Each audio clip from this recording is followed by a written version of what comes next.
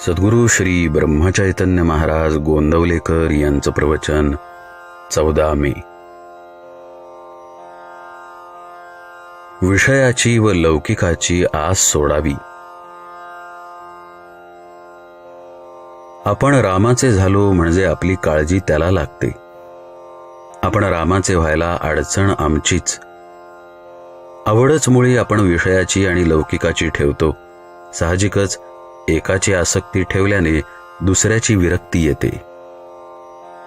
नोकरीच्या वेळेस आम्ही बायको मुलांना बाजूला सारून कामावर जातो ना, मग साधनेच्या वेळी बायको मुले आड येतात. हे कारण का सांगावे? बायको आणि पैका या दोन गोष्टी आमच्या आड येत असतात असे आजवर अनेक संतांनी सांगितले. मग या निर्माण तरी का केल्या असे कोणी विचारील. त्याला उत्तर म्हणजे काड्याच्या पेटीने विस्तवही पेटवता येतो आणि घरही जाळता येते. त्याचा जसा आपण उपयोग करावा तसा तो होतो.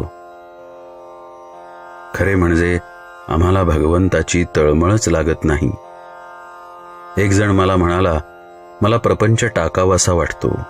त्याला मी म्हटले, नुसता प्रपंच टाकण्याने तुला वैराग्य कसे येईल? वैराग्याला नेहमी विवेकाची जोड लागते. तू आपला मीपणा टाकलास तरी खूप झाले. चांगले कर्म आड येत नाही असे थोडेच आहे. वाईट कर्म कुणाला सांगण्याची तरी आपल्याला लाज वाटते, पण सत्कर्म आपण अभिमानाने ज्याला त्याला सांगत सुटतो. मागील जन्मी पाप केले होते म्हणून या जन्मी हे भोगतो असे म्हणतो, आणि आता चांगली कर्मे करतो म्हणजे पुढल्या जन्मी सुख लागेल असे म्हणतो. म्हणजे जन्म मरणाच्या फेऱ्यातून सुटण्याऐवजी त्याच्यात गुंडाळले जाण्यासारखेच झाले. दुष्कर्मामुळे पश्चाताप होऊन एकदा तरी भगवंताची आठवण होईल, परंतु सत्कर्माचा अहंकार चांगल्या माणसालाही कुठे नेऊन सोडील याचा पत्ता लागणार नाही. राजा सुद्धा योग्य मार्ग दाखवण्यासाठी आपल्या संगतीला चांगला माणूस ठेवतो. भगवंताने उद्धवालाही सत्समागम कर म्हणून सांगावे, याहून अधिक काय पाहिजे? कडू कारले खाल्ले तर कडूपणाचीच प्रचिती येते. मग विषयाच्या प्राप्तीने जीवन गोड कसे होईल?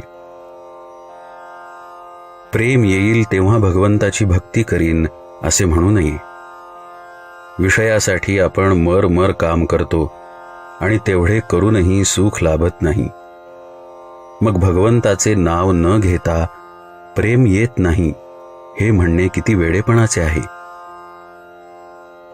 लग्नाआधी मुलीला 10-5 जणांना दाखवली तरी लग्न झाल्यावर ज्याप्रमाणे त्यातला एकच नवरा असतो आणि बाकीच्यांची तिला आठवणही राहत नाही, त्याप्रमाणे आम्ही एकदा रामाचे झालो म्हणजे त्याच्याशी लग्न लावले. म्हणजे मग विषयांचे प्रेम कुठे आले? भगवंताच्या नामाची गरज 2 तऱ्हेने आहे. एक, प्रपंचाचे स्वरूप कळण्यासाठी आणि दुसरी भगवंताच्या प्राप्तीसाठी. जानकी जीवन स्मरण जय जय राम.